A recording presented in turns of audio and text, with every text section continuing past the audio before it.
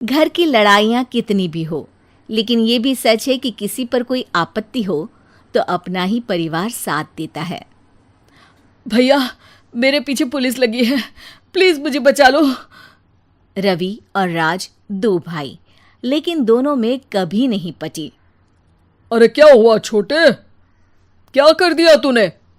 अरे कुछ नहीं भैया, मेरा दोस्त है ना राजू, वो मुझे लेकर बैंक गया था। मुझे नहीं पता भैया कि वो वहाँ बैंक लूटने जा रहा है। मैं उसके साथ बैंक में घुसते ही सीसीटीवी कैमरे में दिख गया हूँ। अब पुलिस मुझे ढूंढ रही है भैया, मुझे बचा लो। राज कुछ सोचता है, फिर कहता है, ओके, तुम यहीं रुको, मेरा एक दोस्त पुलिस में है, मैं बात करता हूँ। तभी वहां रवि की बीवी राज की बीवी के साथ आ जाती है। तुम लोगों के घर जब तक पुलिस का आना जाना है, बच्चों को यहीं छोड़ दो, उन पर असर ठीक नहीं पड़ेगा। तभी वहां पुलिस आ जाती है। चलो चलो, कौन है रवि, थाने चलो। मैंने कुछ नहीं किया, मुझे कुछ नहीं पता। अरे वो तो पुलिस स्टेशन चलकर ही पता चलेगा कि कुछ पता है कि नहीं, चलो। कहानी का फ्लैशबैक।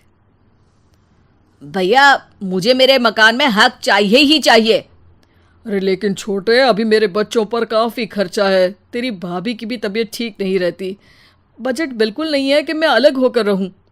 देख लो भैया, 1 महीना है तुम्हारे पास, जल्दी से घर खाली कर दो। अरे कैसी बात कर रहे हैं भैया, मेरे शरीर में अभी इतनी हिम्मत भी नहीं कि घर को खाली करे। तो क्यों अपना पोषण बेचा भाभी? अरे तुम तो जानती हो, पिताजी की बीमारी के कारण उन्हें हमारी ज़रूरत थी, कैसे आते पैसे। ससुर जी तो बूढ़े थे भाभी, उनकी बीमारी में भी पैसे लगाना कौन सा अकल का काम था? तो क्या पिताजी को मैं मरने के लिए छोड़ देता? अरे रवि, तू तो समझ, पापा को हमारी ज़रूरत थी, उन्होंने हमारे लिए हर वो काम किया जिससे हमें खुशी मिले। बैक टू रवि, जो जेल में बैठा है। ये मैंने क्या कर दिया था? मैं ना पिता का हुआ ना ही भैया का। मेरे साथ जो हो रहा है ठीक ही हो रहा है। तभी वहां पुलिस वाला आता है। रवि, तुमसे कोई मिलने आया है। भाभी, आप यहाँ क्यों आई? पुलिस स्टेशन है ये भाभी। भैया, आपकी जगह मेरा भाई होता तो क्या मैं नहीं आती? अच्छा, ये खाना ले लीजिए, खा लीजिएगा। आपके भैया लगे हैं वकीलों और पुलिस वालों से बात करने में। डरने की कोई बात नहीं, जब आपने गुनाह किया ही नहीं तो सज़ा भी नहीं मिलेगी। रवि भाभी को देखकर रोने लगता है। घर में साक्षी चुपचाप बैठी होती है कि तभी सोनम कहती है, अरे साक्षी, क्या हुआ? परेशान क्यों हो रही हो? भाभी, अभी अभी पुलिस स्टेशन से खबर आई है, इन्हें बड़े जेल में शिफ्ट किया जा रहा है। मैं क्या करूंगी भाभी? रो मत, हम अच्छे से अच्छा वकील करेंगे। लेकिन उसमें तो बड़े पैसे लगेंगे दीदी, हम इतना पैसा कहाँ से लाएंगे?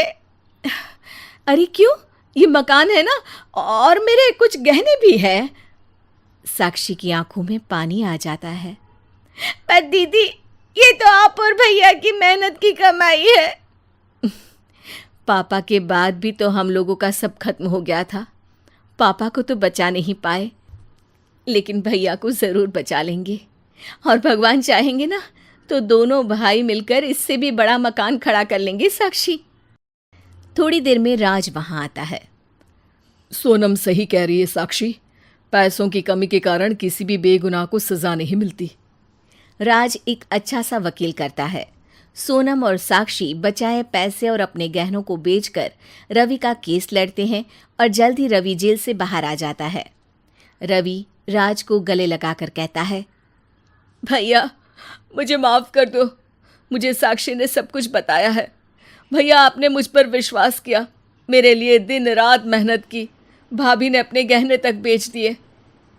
भैया, आपने तो पापा के लिए भी पैसे नहीं देखे, लेकिन मैं बहुत ही सेल्फिश निकला। भैया, एक आखिरी बार मुझे माफ़ कर दो, मैं शर्मिंदा हूँ।